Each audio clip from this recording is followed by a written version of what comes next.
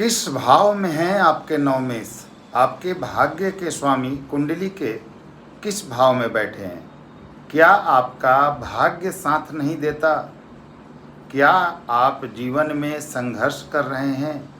क्या आपके संघर्ष की सीमा समाप्ति नहीं हो रही है? क्या आपके जीवन में ऐसी स्थितियां हैं कि आपका भाग्य साथ देता ही नहीं? अगर ऐसी स्थिति है तो यह वीडियो आपके लिए काफ़ी महत्वपूर्ण होने जा रहा है। दोस्तों, कुंडली का 9वां भाव बताता है कि आप जीवन में क्या भाग्य लेकर आए हैं और 9वां भाव के अनुसार ही आपके भाग्य को देखा जाता है।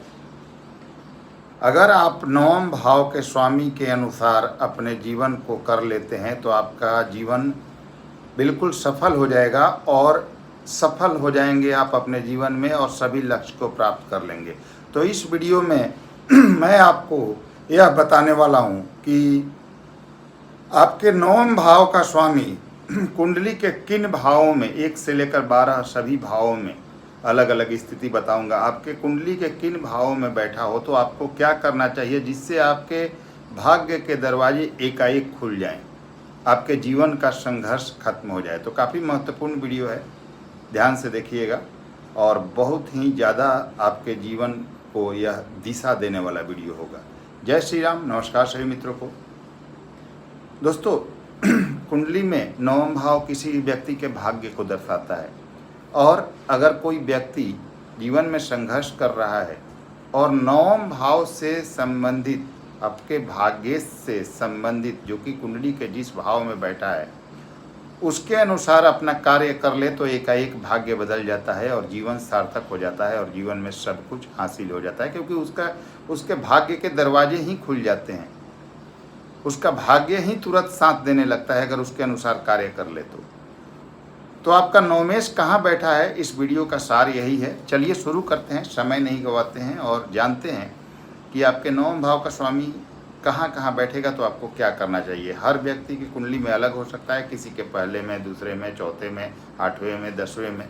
तो हर जगह की स्थिति बता देता हूँ और किन भावों में बैठा होगा तो क्या करके आप अपने भाग्य के दरवाजे खोल सकते हैं।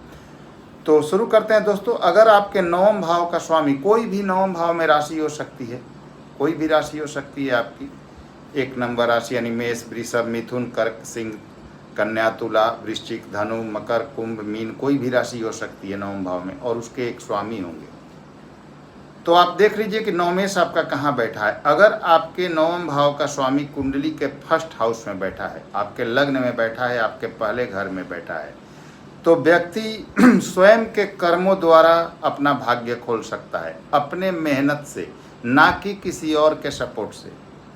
आप किसी और का सपोर्ट लेंगे तो उसमें आपको कुछ हासिल नहीं होगा। खुद के प्रयास से, खुद के कर्म से, खुद के मेहनत से ही आपको सफलता हासिल होगी। किसी और का सपोर्ट अगर आप लेने जाएंगे तो आप सफल नहीं होंगे और किसी और के सपोर्ट के सहारे रह जाएंगे, कुछ हासिल नहीं होगा। अगर ऐसी स्थितियां, कमेंट्स करके आप लोग बताइएगा, अगर ऐसी स्थितियां चल रही हैं तो कमेंट्स बॉक्स में बताइएगा ज़रूर कि क्या ऐसी स्थिति चली है या नहीं। और अगर जो मैं कह रहा हूँ अगर ऐसा करते हैं तो आपके भाग्य खुल जाएंगे। तो 1st हाउस में 9वें का स्वामी है तो अपनी मेहनत पर भरोसा कीजिए, अपने कर्म के द्वारा आगे बढ़िए, आपको सफलता मिल जाएगा। दूसरों के सपोर्ट की आपको कोई आवश्यकता नहीं है। अगर आपके 9वें भाव के स्वामी यानी आपके भाग्येश आपके कुंडली के दूसरे भाव में है तो आपको क्या करना चाहिए। दूसरा भाव आपके रिश्तेदारों को बताता है, आपके कुटुंबों को बताता है, अन्य चीज़ों को भी दर्शाता है। लेकिन आपको क्या करना चाहिए अगर दूसरे भाव में हो तो आपको अपने कुटुंब, अपने रिश्तेदारों को साथ में लेकर कोई कार्य करना चाहिए। उनको साथ में लेकर, अपने साथ लेकर, जो आपके हितैषी हैं उनको अपने साथ में लेकर कार्य करेंगे, अपने कुटुंबों को लेकर साथ में काम करेंगे तो आपको सफलता मिल जाएगी और आपके भाग्य के दरवाजे पूर्णतः आपके लिए खुल जाएंगे। लेकिन साथ में किनको लेना है, जो आपके नज़दीकी हैं, आपके कुटुंब है, आपके रिश्तेदार है, वही सपोर्ट करेंगे तो आपके भाग्य के दरवाजे खुलेंगे।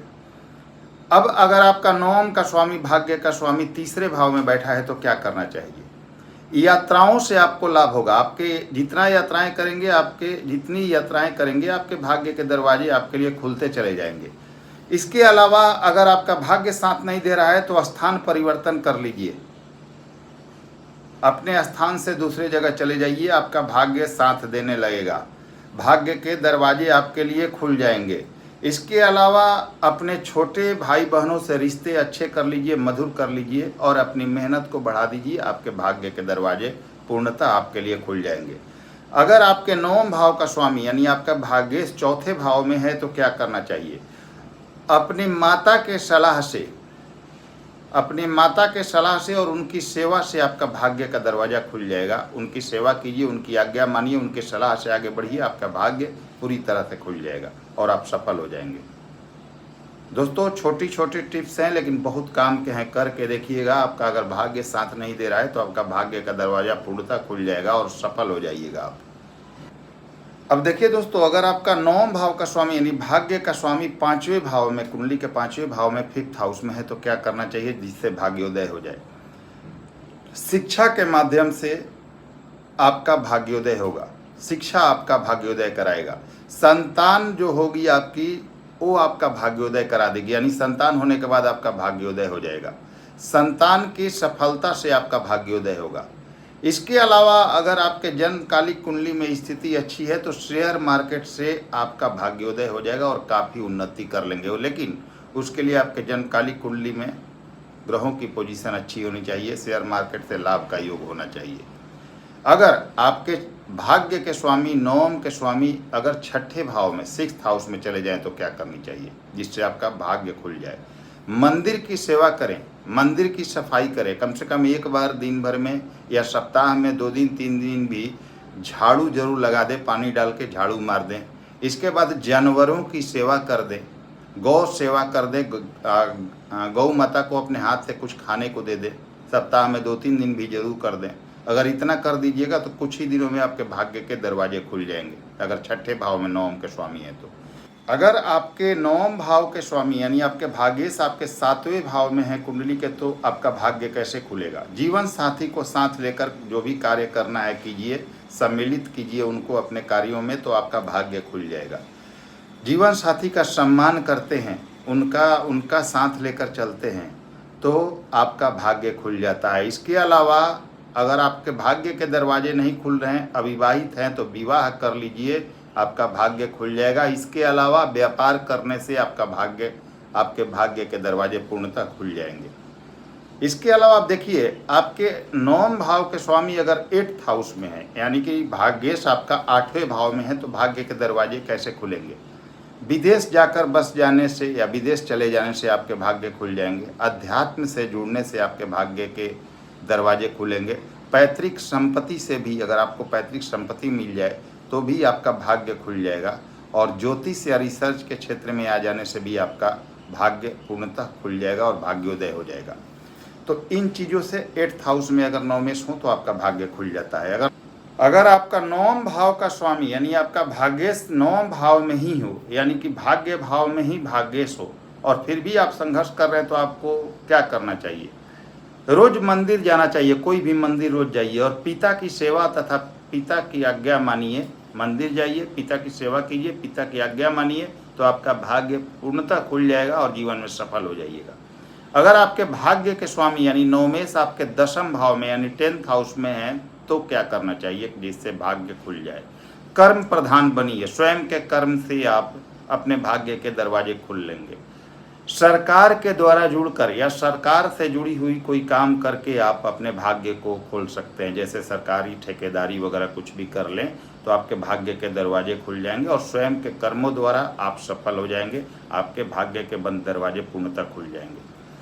अगर आपका नवम का स्वामी यानी आपका भाग्येश 11th हाउस में हो, 11वें भाव में हो और भाग्य के दरवाजे नहीं खुल रहे हैं तो क्या करना चाहिए? हालांकि है तो ये बहुत अच्छा योग, लेकिन क्या करना चाहिए? ऊंचे स्तर का कोई कार्य कीजिए, किसी ऊंचे स्तर का जो भी कार्य करना है वो कीजिए। जॉब या व्यापार जो कीजिए ऊंचे स्तर के खोजने का प्रयास कीजिए और संतान से आपका भाग्योदय हो जाएगा। संतान होगी तो संतान से खुशी और संतान से भी भाग्योदय होगा और ऊंचे स्तर का कोई कार्य करके, हाई क्लास कोई वर्क करके आप जीवन में अपने भाग्य के दरवाजे खोल सकते हैं। कहीं आपका नवमेश आपके 11th भाव में है और जाकर कहीं छोटी मोटी कोई कार्य कर रहे हैं तो उसको छोड़िए, कहीं ऊंचाई पर जाने के लिए आप बने हैं और उसके लिए प्रयासरत हो जाइए। जिस दिन वो रास्ता मिल गया आपका भाग्य का दरवाज़ा खुल जाएगा। इसके अलावा संतान भी आपके बहुत ऊंचे लेवल पर जाएगी, क्योंकि आपका नवमेश 11वें में बैठ के 5वें भाव को देखेगा और जिस दिन संतान आपके उस स्तर पर पहुंच जाएगी आपके, तो ऐसे ही भाग्य के दरवाजे खुल जाएंगे। अब देखिए कि आपका 9वां भाव यानी 9th लॉर्ड अगर आपके 12वें भाव में हो, भाग्य का स्वामी 12वें यानी विदेश के भाव में हो, तो क्या करना चाहिए? जन्म स्थान से दूर जाकर कार्य कीजिए 400-500 किलोमीटर, या विदेश चले जाइए, आपका भाग्योदय हो जाएगा। अगर जन्म स्थान पर रहेंगे तो संघर्ष करेंगे आप। जन्म स्थान से दूर जाइए या विदेश चले जाइए, आपका भाग्योदय हो जाएगा और भाग्य के दरवाजे पूर्णतः खुल जाएंगे। विदेश जाकर कार्य करना आपके लिए सबसे अच्छा होगा। धर्म से जुड़ाव और तीर्थ यात्राओं से भी आपका भाग्य का दरवाज़ा खुलेगा। तो उम्मीद करता हूं दोस्तों कि अगर आपके जीवन में भाग्य से संबंधित कोई संघर्ष है तो यह वीडियो आपके लिए बहुत काम का होगा। और ध्यान रखिए, जो भी चीज़ें मैंने बताई हैं वह सब प्रमाणित हैं, हजारों लाखों लोगों पर अप्लाई किया जा चुका है, इसका रिजल्ट दिखा जा चुका है। अगर आप करते हैं तो आपको बहुत ज़्यादा ही लाभ होगा इससे। तो आप करके देखिए, आपका जीवन बदल जाएगा। और जो स्थितियां मैंने बताई अगर वैसी चल रही हैं तो आप कृपया करके ज़रूर बताइएगा, कमेंट्स कीजिएगा वीडियो कैसा लगा।